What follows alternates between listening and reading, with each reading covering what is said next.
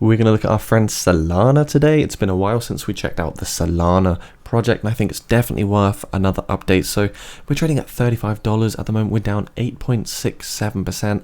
Ouch. However, we are up 12.42% on the 24 hours. So are buyers coming in to save the day at these price levels? Not too sure just yet. You can see on the month, of course, we did come down to lows of $33, and we have came up to swing highs of $46. So hopefully Solana can repossess that $40 price level pretty soon. Guys, I'm also doing a $200 Twitter giveaway, so make sure you do smash the subscribe button if you want to enter the crypto giveaway of my favorite crypto project, Lucky Block Token. And that's just my way of saying thank you to everyone who supports this channel. So let's check it out, what's going on. We can see Solana sitting at $12.1 billion market cap at the moment, and we're starting to lose a bit of structure here on the 4-hour time frame. As you can see, we lost this falling wedge, which is typically a bullish reversal pattern, but we did not get the breakout. So you see we lost the support here over at $37. And another key area of support I am looking out for is, of course, at the lower trend line of the ascending channel that we are trading in at the moment. Now, typically an ascending channel is a bullish continuation pattern. As you see, we're putting through these really nice swing lows. We're getting the swing high, we're getting the swing low, swing high, swing low. We got the swing high, we got rejected at this resistance of $47, hence why we're now coming down to the support trend line. Now, one thing each entity here has in common is that if we look at the relative strength index, every single swing low on this 4-hour time frame has resulted in being oversold on the relative strength index, as we can see illustrated below down here. We can see we're oversold each time, and following each oversold position we are seeing a reversal or a pump, taking us back to a swing high position. So could you speculate that we're going to get a $50 price reversal here? Can we potentially see another leg up from this position up to $50 if it repeats itself in terms of the history that it's done so far? It's quite difficult to say, really. We can use some indicators. You know, we've got the volume, we're starting to bleed out on the volume. 20-day moving average, we are underextended, which is also very similar to every other time we touch down on the support trend line just here. So hopefully we're going to get a bit of a pump. Not really too sure. It's very hard to say at the moment. I don't have a crystal ball, unfortunately, but I would say that going long is probably a good thing to do right now. Of course, it depends on the trajectory of Bitcoin. If Bitcoin loses $20,000, we may even lose this key support on the ascending channel and come down to lower levels such as $31, $30.9, and also $25.9. Now, why do I still think this is a great area to accumulate? Well, if we look at the history, we can see before Solana took its euphoric highs over to $260, we traded in this key area right here.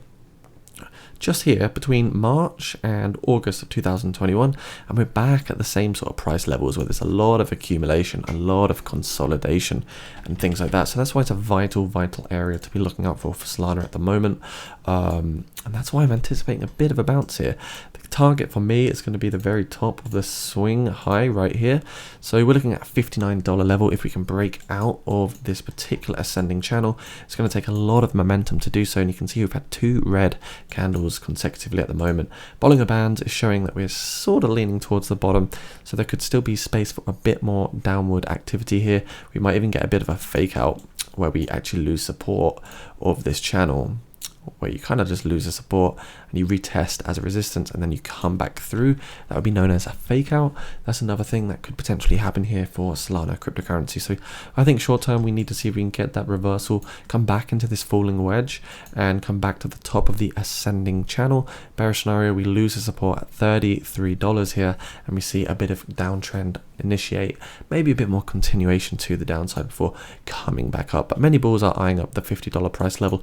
I think it is realistic to get that swing high come in here because we are oversold on the 4-hour time frame, and every time so far we have seen that nice reversal here for Solana. A little bit of news on the Solana side of things before we go. You can see Solana said to be more decentralized than people think, but there's not more.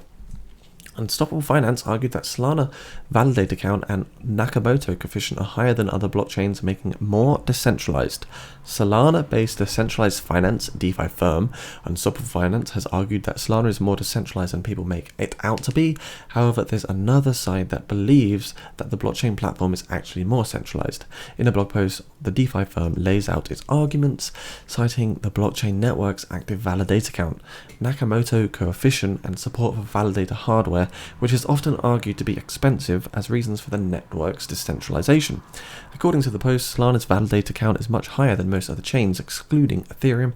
Additionally, Unstoppable Finance points out that Solana's Nakamoto coefficient, a metric that measures the distribution of staked tokens and decentralization, is much higher than protocols like Cosmos and Near Protocol. We can see right here, active validators on major networks so much higher than all the other layer 1 infrastructures, Polkadot, Cosmos, Near. Solana is stealing the show right now. So in my opinion, it's still a really good one to actually accumulate for the long term. And if we start looking at the long-term targets and we quickly hop to that weekly time frame, you can see pretty much we're looking at, if we get our Fib retracement, price targets for 2025, I'd be looking at pragmatic targets. I'm speaking of not even hyper bullish targets of between $325 and $406. Maybe some moon boys will be calling for some higher levels. The Fib retracement and extension tool tells us that we can actually hit $1,000, but in order to do so, it's going to take a lot of work to get there. We're talking above $100 billion market cap. If we look at the history for the market cap for Solana, you can see the best all-time high was over here at $77.8 billion. So huge correction so far, but we can still easily make a 10 to 20x in my opinion for Solana by the next crypto bull run. And if we look at the rainbow chart, still we're in the blue section, which tells us buying now is still effectively a good or safe thing to do for the long-term investment strategy, not financial advice of course. Anyway guys, that's about a wrap for the video. So thanks so much for watching. Make sure you smash the like, comment down below, and also subscribe to the channel so you can enter my giveaway. Bye for now.